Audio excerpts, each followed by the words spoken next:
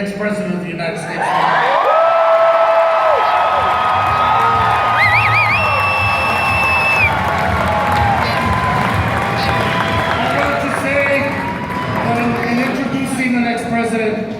I think we all agree here in Nevada that it is important what we have on Saturday. It sends a message across this nation. It keeps a momentum going. A momentum to say it's time for economic fairness. It's time to bring our democracy back to where it belongs, with us. We want a nation as good as its people. And we have an opportunity. Because we need to have, the time has come to get rid of the politics of convenience and deal with the politics of conscience and truth and fighting the concentration of power and wealth in the hands of earth. That time has come. And so time here in Nevada to send that message at Caucus time. The message would be, and it will be, that in Nevada, the process to elect, it's my pleasure to introduce this person, the next president of the United States, Senator Bernie Sanders.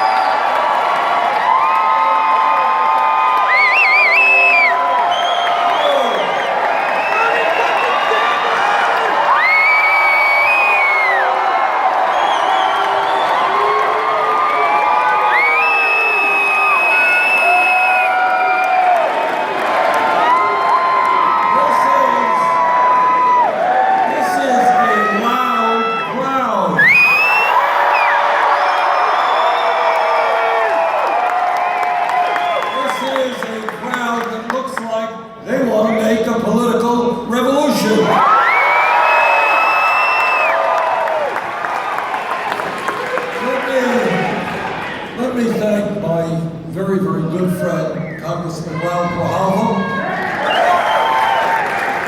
And I think all of you should know that Congressman Grijalva has not only been a champion for immigration rights, for Latino rights. He, along with Congressman Keith Ellison, are the co-chairs of the House Progressive Caucus. They have done a fantastic job in standing up for working families from one end of this country to the other. Wow, thank you so much for your support.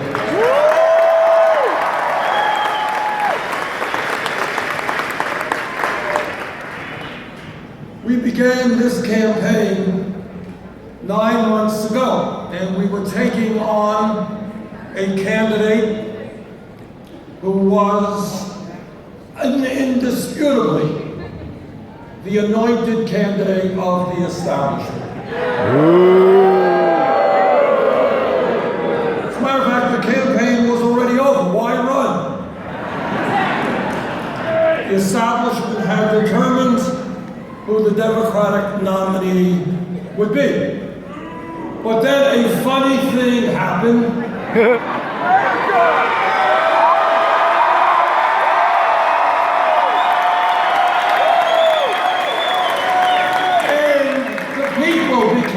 Involved in the campaign.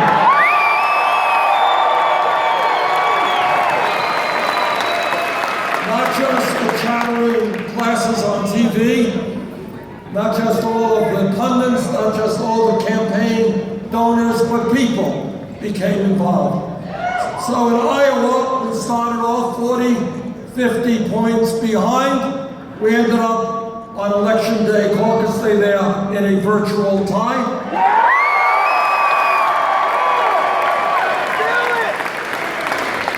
In New Hampshire, we started 30 points down. We ended up winning.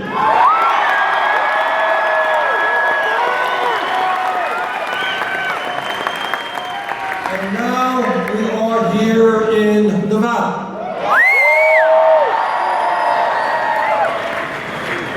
And everything in my political gut tells me that we have the momentum here in this state.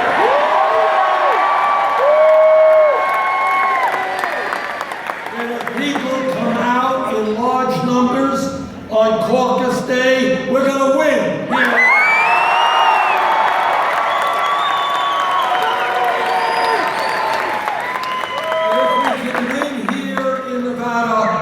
We send a profound message to the entire country. And that message is that the people of this country will no longer accept establishment politics, establishment violence.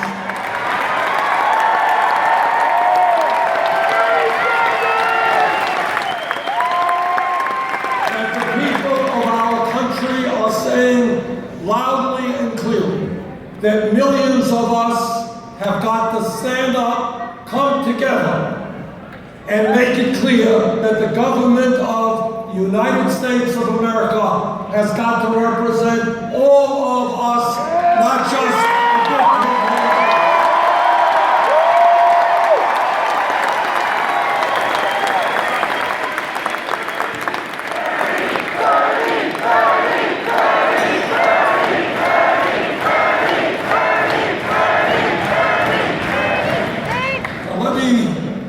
Begin by telling you something which is a harsh truth, and a truth that other candidates will not tell you. And that is that no president of the United States, not Bernie Sanders or anyone else, can do it alone. And why is that? It's not just rhetoric, it is not just rhetoric.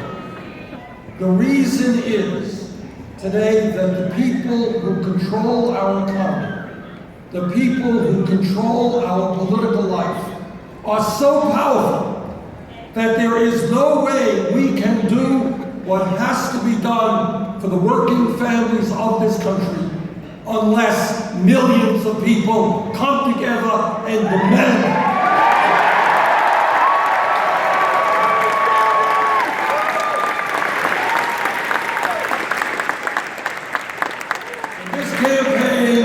Not about me, not about you, it's about us working together.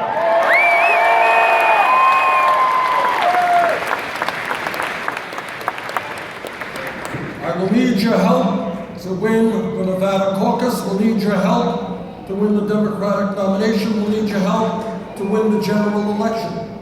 But I will need your help the day after the election.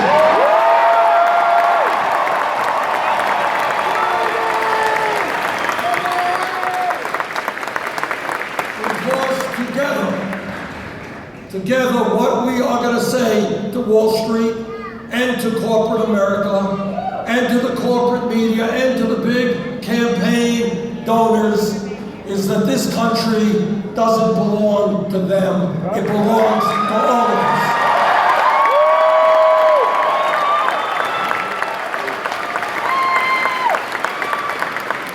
And when we talk about all of us, every person in this room knows how real change takes place, and every person in this room knows how the opponents of real change function. Real change takes place always from the bottom on up, not from the top on down.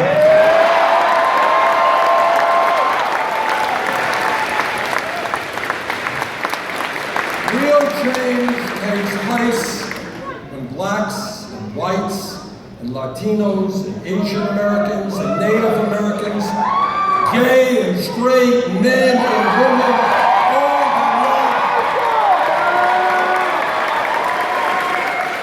When we stand together,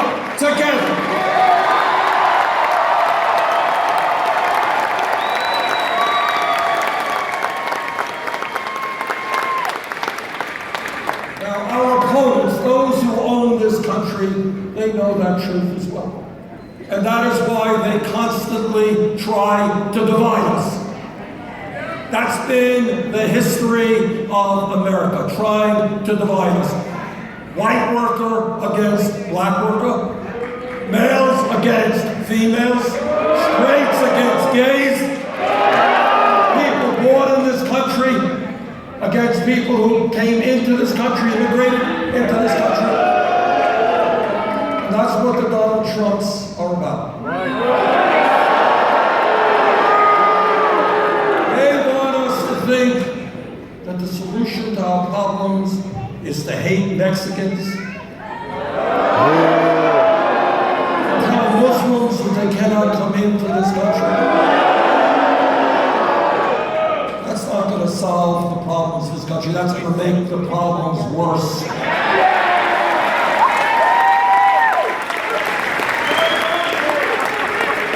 Scapegoating is what demagoguery has always been about.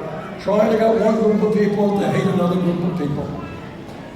But we are not going to fall for that. The American people are not going to fall for that. Because the American people, though, and the people of Nevada perhaps better than any other people, you have lived through the greed and illegal behavior of Wall Street. No state in the country has suffered more from the greed and illegal behavior of Wall Street.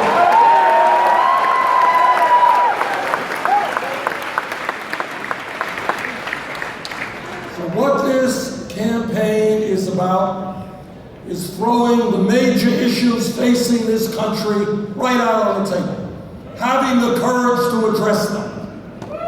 And at the top of my list is the issue of wealth and income inequality.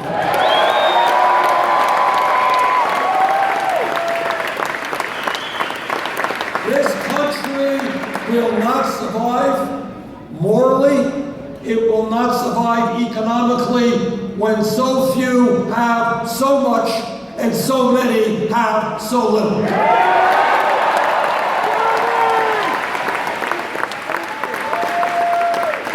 We have more income and wealth inequality than virtually any major country on earth. It is worse today than at any time in America since 1928. America is not about having the top 1/10% owning almost as much wealth as the bottom 90%. America is not about the 20 wealthiest people in this country owning more wealth than the bottom 150 million, half of American society. America is not about one family, the Walton family. You are familiar with the Walton family. One family owns more wealth than the bottom 40%. Let me say something else. When I talk about a rigged economy, let me tell you one of the things of many that we talk about. Walton family, wealthiest family in America. And yet it turns out that despite all of my Republican friends talking about welfare abuse and welfare cheats, do you know who the major welfare recipient in America is? It's a smart group of people. We're going to win here in Nevada.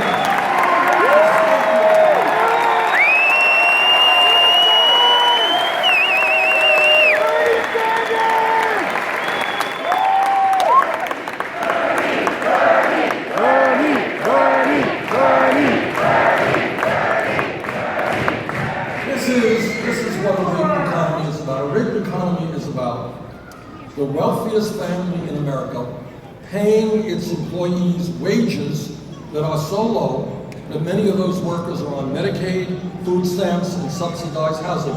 You pay taxes in order to provide Medicaid, food stamps, and subsidized housing to the Walton family's employees.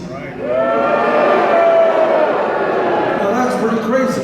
The middle class should not be subsidizing the wealthiest family in America. So I say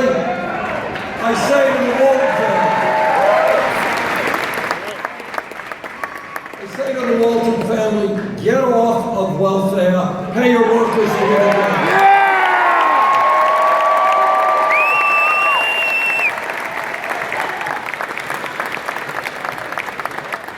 When we talk about why in my state of Vermont, here in Nevada, you got people working 2 or 3 jobs.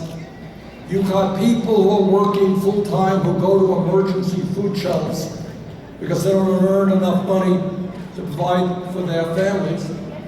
It is clear to me that when mom is out working and dad's out working and the kids are out working, wages in America are too damn low.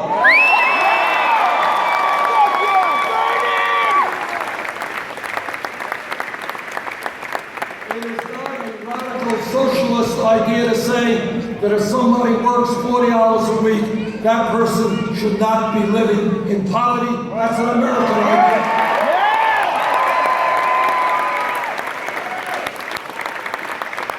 That is why we're going to raise the minimum wage to $15 an hour.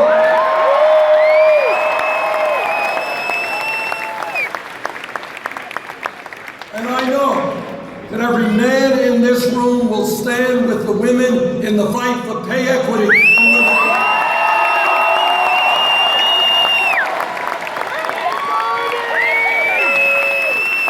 Not acceptable that women are making 79 cents on the dollar compared to men. That's old-fashioned sexism. We're going to change that.